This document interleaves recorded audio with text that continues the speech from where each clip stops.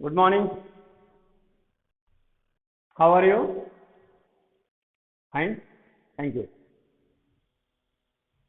प्यारे बच्चों, कल हम आप लोगों के बीच दासी लेसन नंबर 6 जयशंकर प्रसाद द्वारा लिखित शीर्षक पढ़ा रहा था। आइए उसका शेष भाग आज शुरू करते हैं।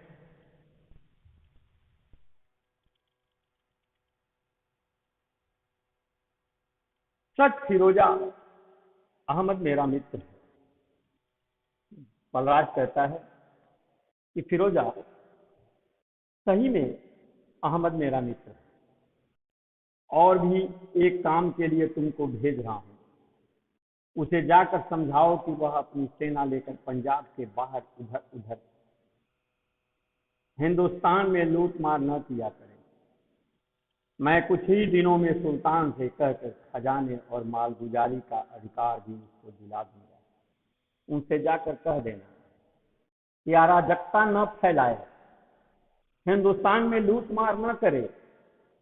मैं बहुत ही जल्दी सुल्तान से उसका अधिकार दिलवा दूंगा। थोड़ा समझकर धीरे धीरे काम करने से सब हो जाएगा। समझी न दरबार में इस पर गर्मा गर्मी है कि अहमद काम करने से सब हो जाएगा। अहमद की नीयत खराब है, कहीं ऐसा न हो कि मुझे को सुल्तान इस काम के लिए भेजे। राज्य दरबार में सुल्तान के वहां यह बात भी चल रही है कि अहमद की नीयत खराब थी, इसलिए वह सोचता है कि उससे बात किया जाए और हो सकता है कि मुझे ही भेजा जाए उसके लिए। फिरोजा, मैं हिंदुस्तान नहीं जाना चाहता। मेरी एक छोटी बहन थी, वह वहां है। क्या दुख उसने पाया, मरी या जीती है, इन कई वर्षों से मैंने इसे जानने की चेष्टा भी नहीं की। और भी मैं हिंदू हूं फिरोजा। आज तक अपनी आकांक्षा में भूला हुआ, अपने आराम में मस्त, अपनी उन्नत में विस्मृत गजनी में बैठा हुआ हिंदुस्तान को, अपनी जन्मभूमि को और उसके दुख दर्द को भूल गया हूं। अपनी आप बीती सुना रहा है। तिलक कह रहा है कि फिरोजा, मैं हिंदू हूं, मेरी एक बहन हिंदुस्तान में है, वह पता नहीं किस स्थिति में होगी, और मैं इस सुल्तान के वहां गजनी में अपनी पूरी जीवन को काट रहा हूं। वह सारी चीजें मैं भूल गया हूं। सुल्तान महमूद के लूटों की गिनती करना, उस रक्त रंजित धन की तालिका बनाना, हिंदुस्तान के ही शोषण के लिए सुल्तान को नई नई तरकीबें बताना, यही तो मेरा काम था, जिससे आज मेरी इतनी प्रतिष्ठा है। दूर रहकर मैं वहां कुछ कर सकता था, पर हिंदुस्तान कहीं मुझे जाना पड़ा, उसकी गोद में फिर रहना पड़ा, तो मैं क्या करूंगा फिरोजा? मैं वहां जाकर पागल हो जाऊंगा।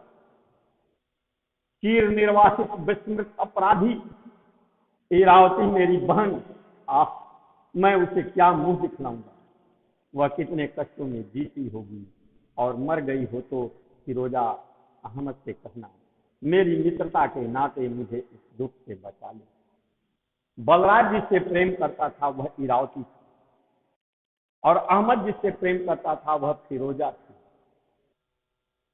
इरावती तिलक की बहन थी, जो सुल्तान के शासन में सैनिक। वह कह रहा है कि मैं अपने ही देश के प्रति लूटने की साजिश सुल्तान को बताता हूं। मैं भारत में जाकर क्या मुंह दिखाऊंगा? मैं कैसे कहूंगा कि मैं सुल्तान का के यहां काम करता था और अपने ही घर में अपने ही लोगों को लुटवाता था?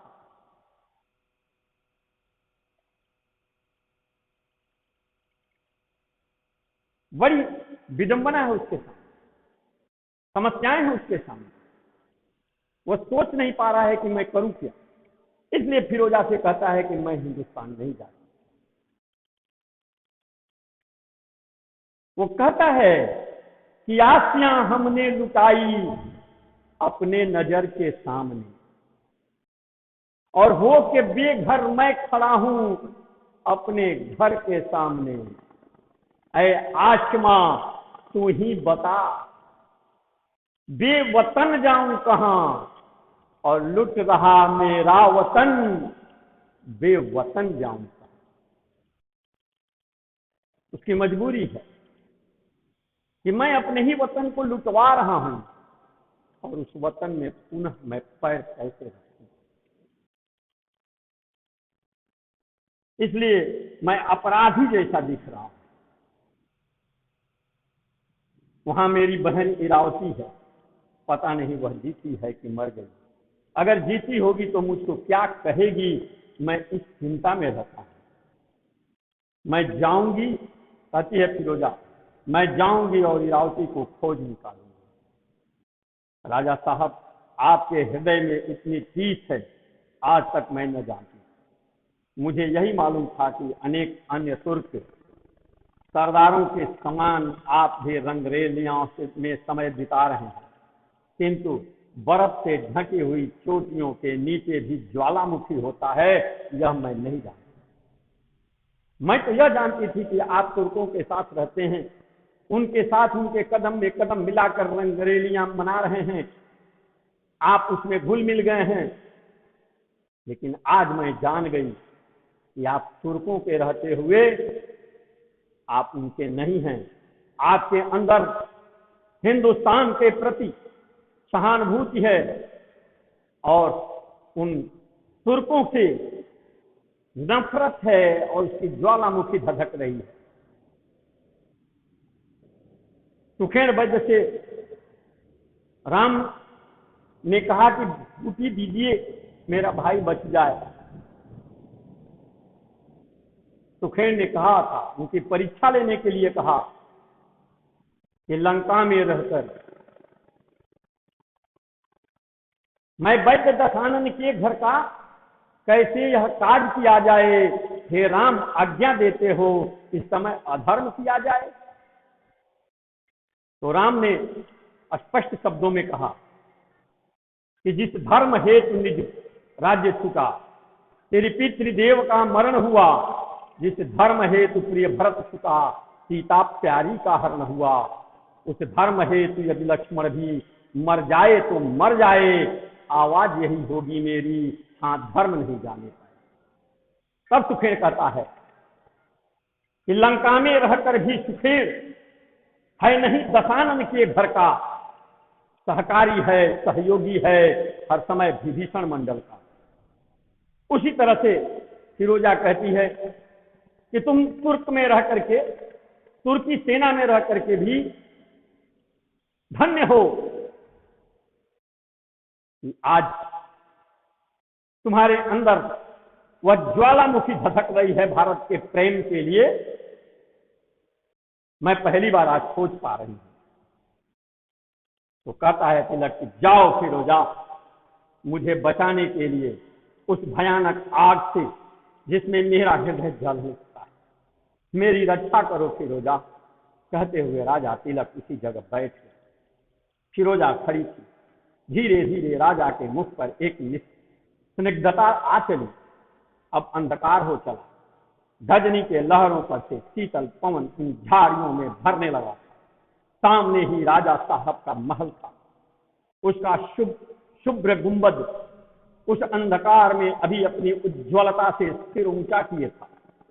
तिलक ने कहा, फिरोजा, जाने के पहले अपना वह गाना सुनाती जाओ। फिरोजा गाने लगी। उसके गीत की ध्वनि थी, मैं जलती हुई दीप शिखा हूं और तुम हृदय रंजन प्रभात हो। जब तक देखती नहीं जला करती हूं, और जब तुम्हें देख लेती हूं तभी मेरे अस्तित्व का अंत हो जाता है।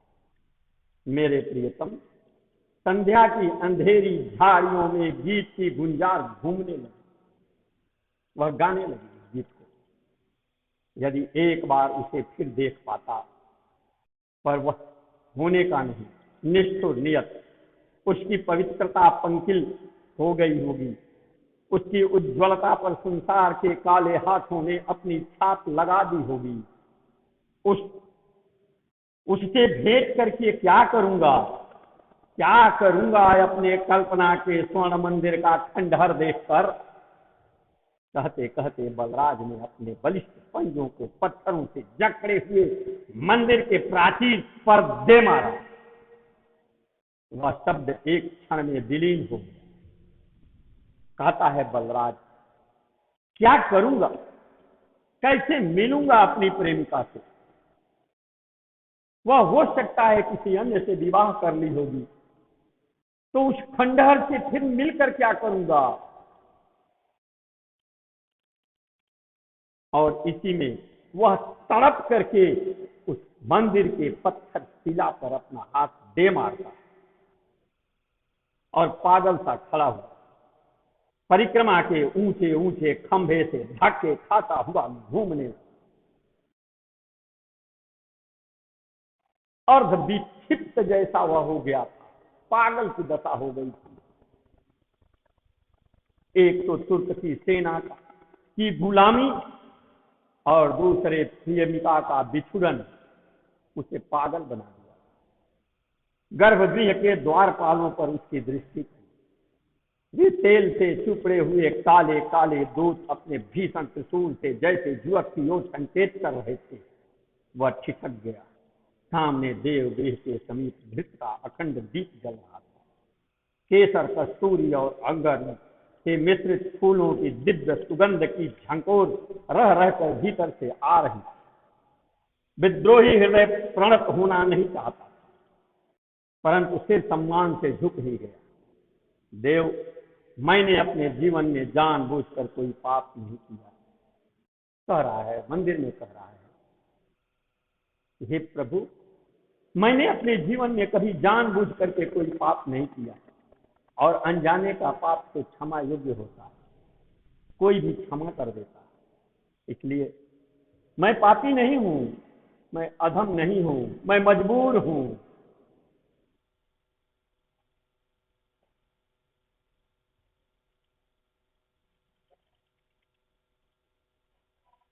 मैं किसके लिए क्षमा मांगू। गजनी के सुल्तान की नौकरी वह मेरे वश की नहीं, किंतु मैं मांगता हूं एक बार उस अपनी प्रेम प्रतिमा का दर्शन, कृपा करो मुझे बचा लो। भगवान से कहता है कि अगर क्षमा भी मांगू तो क्या उस पाप का जो गजनी के यहाँ सुल्तान की नौकरी किया उसके लिए क्षमा मांगू। हरगिज नहीं। अगर मांगता भी हूं आपसे तो हे प्रभु, एक बार उस अपनी प्रेम प्रतिमा का दर्शन करा दो, कृपा करो मुझे बचा लो। प्रार्थना करके युवक ने सिर उठाया ही था कि उसे किसी को अपने पास खिसकने का संदेश हुआ। जो ही वो सिर उठाता है मंदिर में, उसके बगल से कोई धीरे से खिसक रहा है।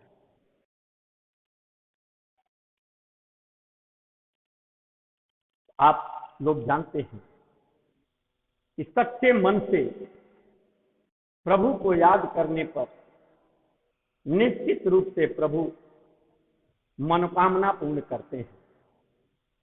यह व्यक्ति सच्चे मन से याद किया तो उसके बगल से एक किसी के खिसकने का संदेह हुआ। वह घूमकर देखने लगा।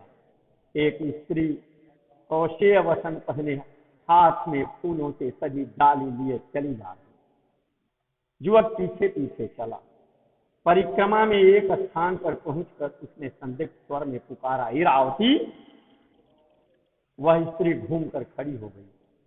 बलराज अपने दोनों हाथ पसार कर उसे आलिंगन करने के लिए दौड़ा। इरावती ने कहा, ठहरो। बलराज खिसक कर उसकी गंभीर मुखाकृति को देखने लगा। उसने पूछा, क्यों ईरा, क्या तुम मेरी वाग्दत्ता पत्नी नहीं हो? क्या हम लोगों का बहन बेदी के सामने परिणय नहीं होने वाला था? क्यों इरावती को देखता है, बोलता है इरावती, क्योंकि बहुत दिनों बाद वह अपनी प्रेमिका को देखा था।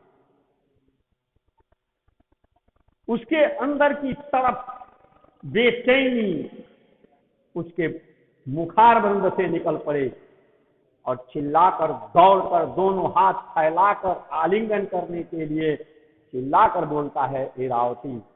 लेकिन इरावती थमक जाती है और बोल देती है कि ठहरो, रुको। कहता है बलराज की, अरे यह क्या, तुम मेरी ईरा नहीं हो? मैं तुमसे वचन नहीं दिया था? मेरा और तुम्हारा संबंध शादी में बदलने के लिए क्या हम लोग एक दूसरे को वचन नहीं दिए थे? हम और आप अग्नि का फेरा लेकर के सप्त परिक्रमा करके पाणी ग्रहण संस्कार में पाणी सूत्र बंधन में बंधने के लिए क्या तैयार नहीं थे?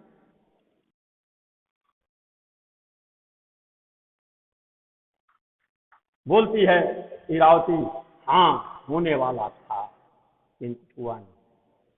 और बलराज, तुम मेरी रक्षा नहीं कर सके, तुम वचन देकर चले गए और मैं आधीन थी, मेरी मजबूरी थी, मेरे पास पैसे नहीं थे, मैं गरीब थी, इसलिए वो आतताई के हाथ से कलंकित की गई।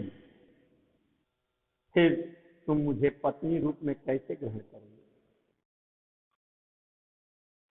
मैं तो जो पवित्र थी वो अपवित्र हो चुकी, इसलिए अब तुम मुझे स्वीकार नहीं करोगे। तुम वीर हो, पुरुष हो, तुम्हारे पुरुषार्थ के लिए बहुत सी महत्वाकांक्षाएं हैं, उन्हें खोज लो, मुझे भगवान की शरण में छोड़ दो। मैं अब तुम्हारे लायक नहीं रह गई हूँ। मेरा जीवन अनुताप की ज्वाला से झुलसा हुआ मेरा मन अब स्नेह के योग्य नहीं है बलराज। अब मैं उस लायक नहीं रह गई कि तुमसे स्नेह करूं। प्रेम की पवित्रता की परिभाषा अलग है ईरा। बलराज कहता है ईरा, तुम प्रेम की परिभाषा को नहीं समझती। प्रेम की एक अलग ही परिभाषा है। मैं तुमको प्यार करता हूं, तुम्हारी पवित्रता से मेरे मन का अधिक संबंध नहीं भी हो सकता है। चलो हम और कुछ भी हो, मेरे प्रेम की बहन तुम्हारी पवित्रता को अधिक उज्जवल कर देगी। हीरा, मेरी प्रेम की अग्नि में तुमको मैं तपा दूंगा और तुम पवित्र हो जाओगी, तुम्हारी अपवित्रता समाप्त हो जाएगी। प्यारे बच्चों, प्रेम बड़ा अटूट होता है। इसलिए बलराज कहता है कि तुम अपवित्र हो गई हो, मेरे प्रेम से बढ़कर तुम्हारी अपवित्रता नहीं है, इसलिए मैं उस अपवित्रता को अपने प्रेम की ज्वाला से तपा करके तुम्हें पुनः पवित्र बना दूंगा। इसलिए तुम सुनो, भाग चलूं? क्यों? तो नहीं हो सकता, मैं किस दासी। कहता है चलो मेरे साथ भाग चलो, मैं तुम्हें पवित्र बनाऊंगा। कहती है नहीं, क्यों भाग चलूं? मैं किसी को दी हुई दासी हूं, खरीदी गई दासी हूं। किसी ने मेरे लिए कीमत चुकाया है और मलेच्छों ने मुझे मुल्तान की लूट में पकड़ लिया। आप जानते नहीं, मुझे कुछ दुष्टों ने मल इच्छा, संस्कृत का शब्द है, मल इच्छा माने ये गाली है एक प्रकार का, और एक जाति के का उच्चारण भी है। जब एक सभ्य व्यक्ति को मलिच्छ कहा जाता है, मलधन इच्छा अर्थात शौच को फेंकने वाला, साफ करने वाला।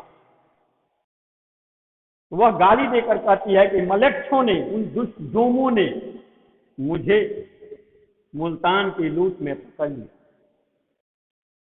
मैं उनकी कठोरता में जीवित रहकर बराबर उनका विरोध ही करती रही। मैं पकड़ी गई थी, परंतु वहां मरी नहीं, बल्कि उनका विरोध करती रही।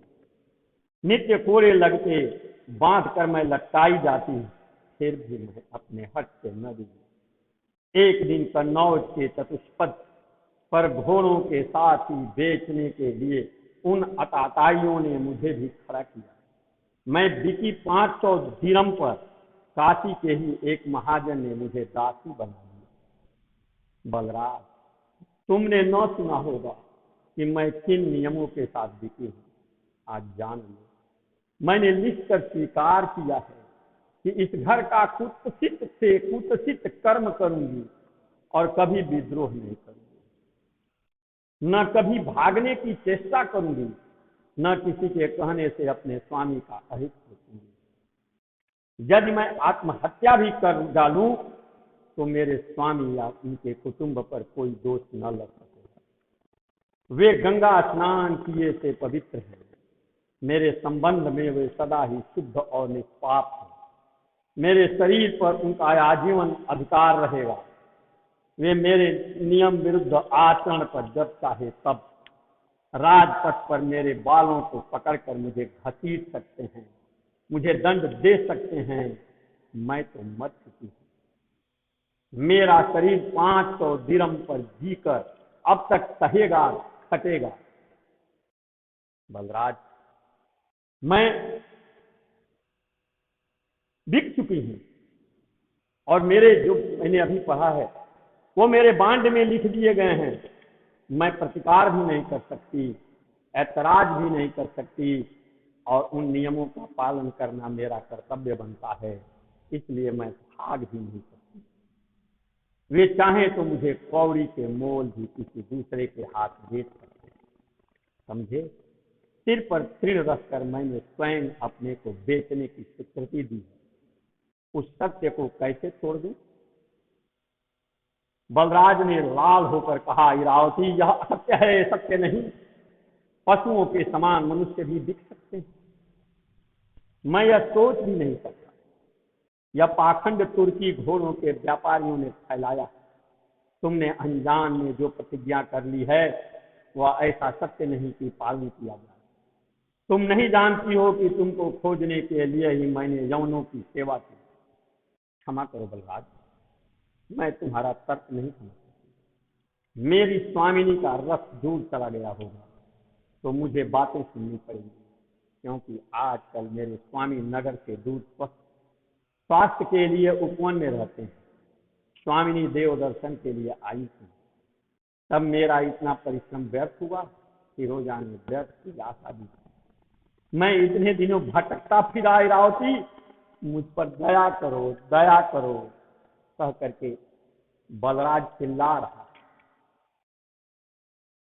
फिरोजा, कौन? फिर सहसा रुक कर इरावती ने कहा, क्या करूं? यदि मैं वैसा करती तो मुझे इस जीवन की सबसे बड़ी प्रसन्नता मिलती, किंतु वह मेरे भाग्य में है ही नहीं। इसे भगवान ही जानते होंगे। मुझे अब जाने दो। बलराज इस उत्तर से खिन्न और चकराया हुआ काठ के किवाड़ की तरह इरावती के सामने से अलग होकर मंदिर के प्राचीर से लग गए। इरावती चली गई। बलराज कुछ समय तक स्तब्ध और शून्य सा वहीं खड़ा रहा। फिर सहसा जिस ओर इरावती गई थी उसी ओर चल पड़ा। युवक बलराज कई दिन तक पागलों सा धनदत्त के उपवन से नगर तक चक्कर लगाता। भूख प्यास भूल कर वह इरावती को एक बार फिर देखने के लिए विकल था, किंतु वह सफल न हो सका। आज उसने निश्चय किया था कि वह काशी छोड़कर चला जाएगा।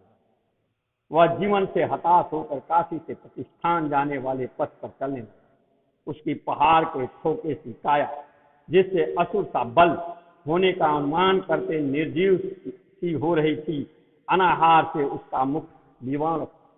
वह बिना खाए पिए इतने दिनों से था, इसलिए उसके चेहरे उदास थे। वह सोच रहा था, उस दिन विश्वनाथ के मंदिर में न जाकर मैंने आत्महत्या क्यों न कर ली।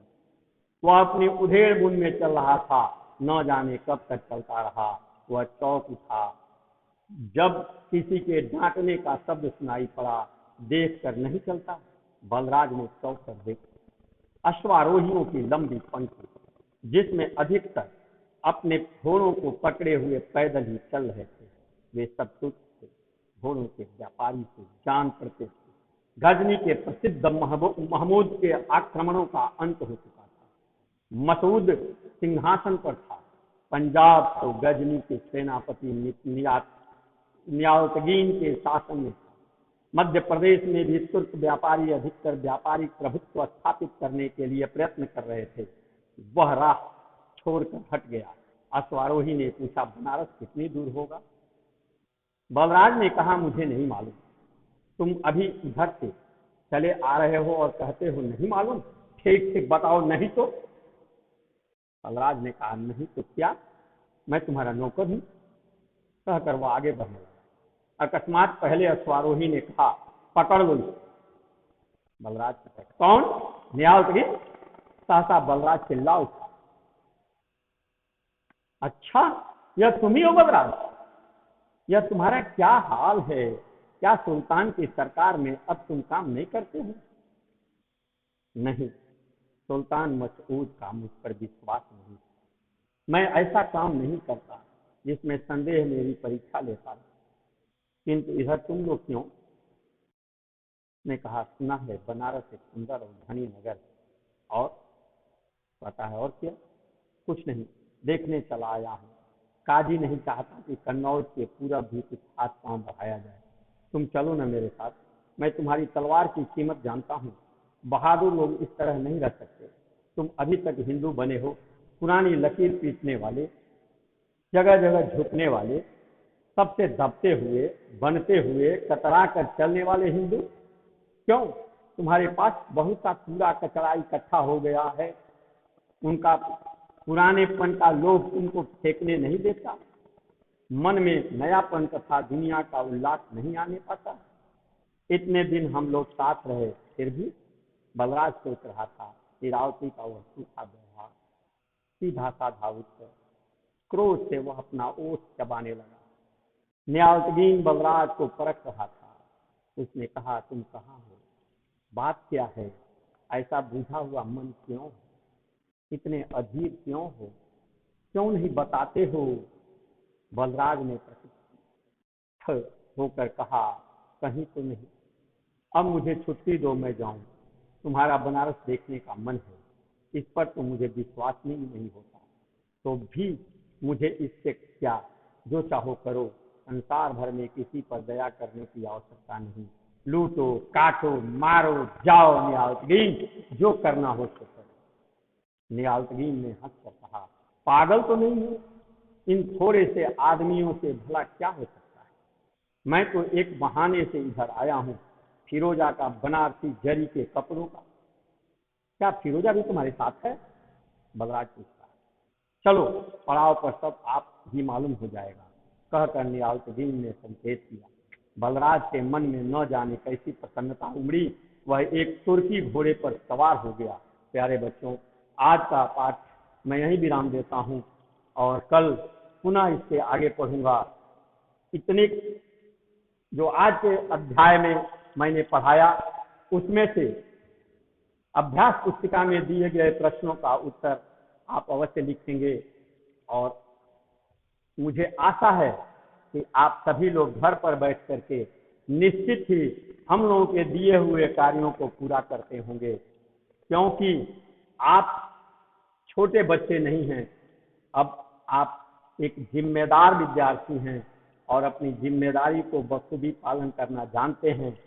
इन्हीं शब्दों के साथ धन्यवाद। कल मिलेंगे।